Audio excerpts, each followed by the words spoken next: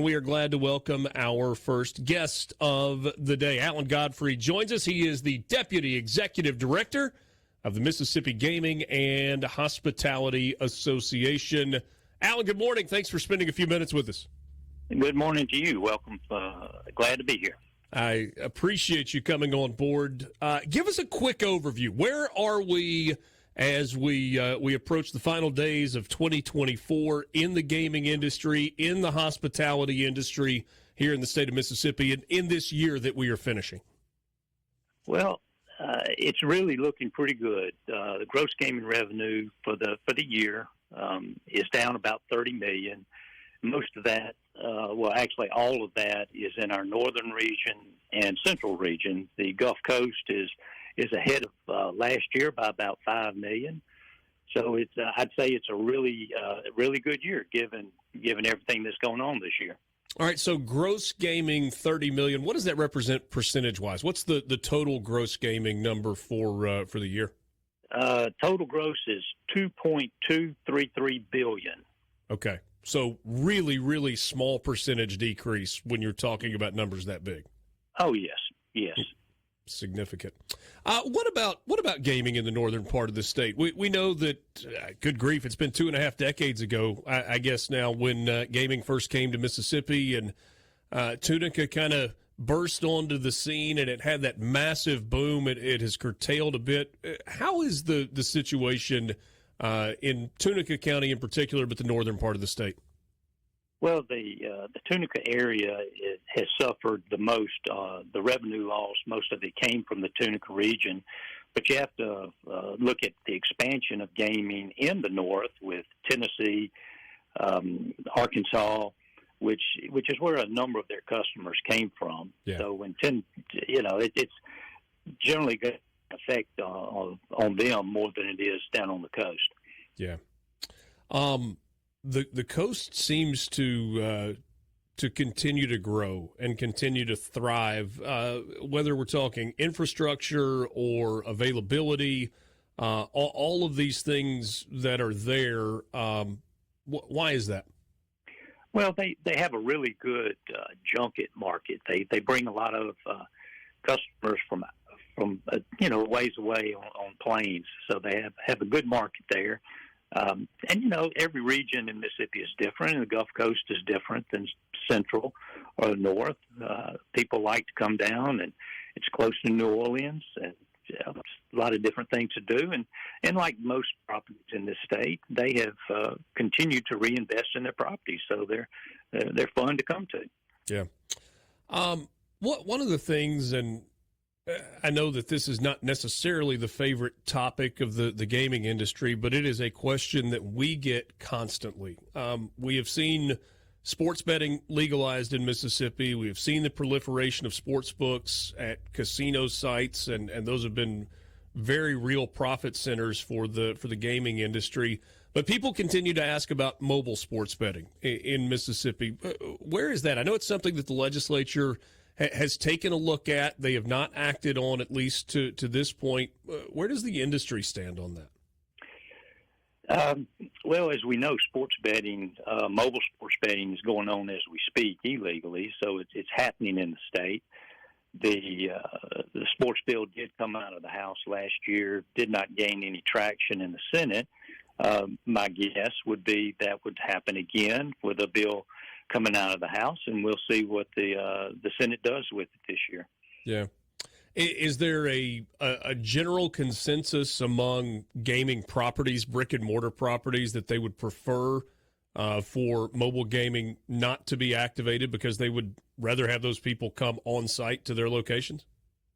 Well, in 2018, when sports gaming came to Mississippi, legal sports betting came to Mississippi, it drove a lot of foot traffic into areas into places that people weren't otherwise coming. So sports betting has been good. The addition of mobile sports betting, every property has their own opinion of it. Some think it will benefit them, some think it won't. So we need to respect each other's opinion. Yeah, certainly so. Visiting with Alan Godfrey, Deputy Executive Director, Mississippi Gaming and Hospitality Association, joining us this morning. We are very close to a new legislative session.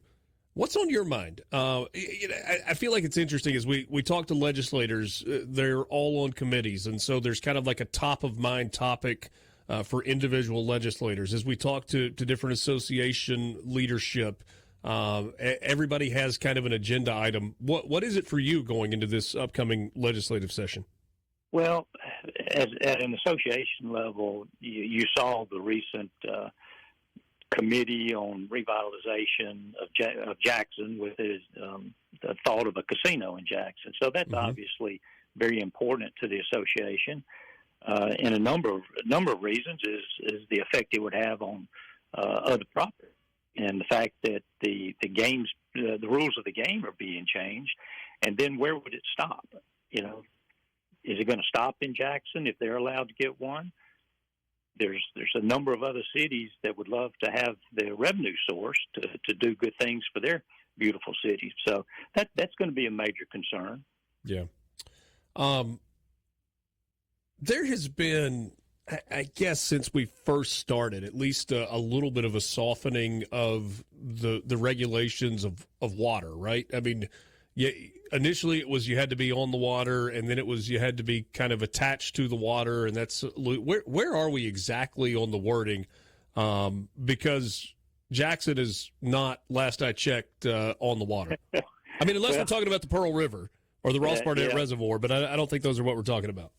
No, because initially back in the early 90s when the Game Control Act was passed, they had to be in counties bordering the Mississippi or the three southernmost counties, and each county had to vote it in, so to speak. The rules of where it has to be have not changed.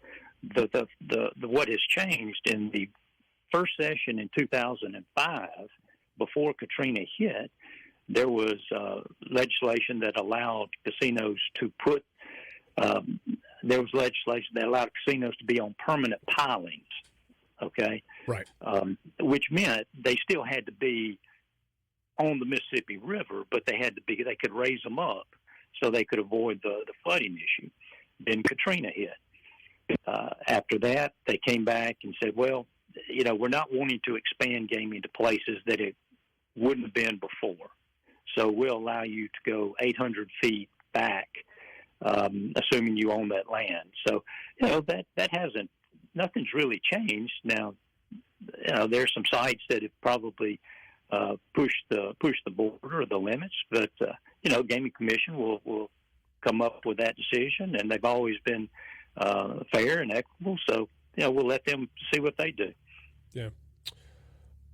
When we talk gaming industry, we sometimes leave out the hospitality piece of it, which is the hotel rooms and the restaurants and the entertainment and all of the other things that go along with this. Is that piece of the puzzle healthy right now? Oh, yes. These properties are continuing to reinvest in their properties, in their restaurants, entertainment. There's more entertainment in certain parts of the state. There are others, but every property is still doing everything they can to make their property the most attractive and to get people to come into it. So there's money still being reinvested, new restaurants, redoing sports bars, things like that. So it's very strong, very strong. Very good. Lastly, Alan, going back to where we started in terms of the numbers, you talked about the overall gross revenue being down a little bit for this year, but not off. In terms of projections, looking into 2025, is it an optimistic projection for a bounce back, or do we think that maybe there's a new normal in terms of gross revenues? Well, when you look at revenue throughout the years, I think in 2007 was our big year, right at $3 billion. And then it started going down a little bit. And then it's ticked up. So, we end the year with, 2.4 billion? That's a good number. That's a good number. Going into next year, Who knows the economy? The economy affects certain markets more than it does others. Sure. Simply a drive-in market, you got to look at, their spendable cash. What do they have available out of their income to spend, to drive over to properties? So I think it's a good outlook for the upcoming year. Very Alan, positive. thanks so much for your time. Appreciate you joining us. Sure.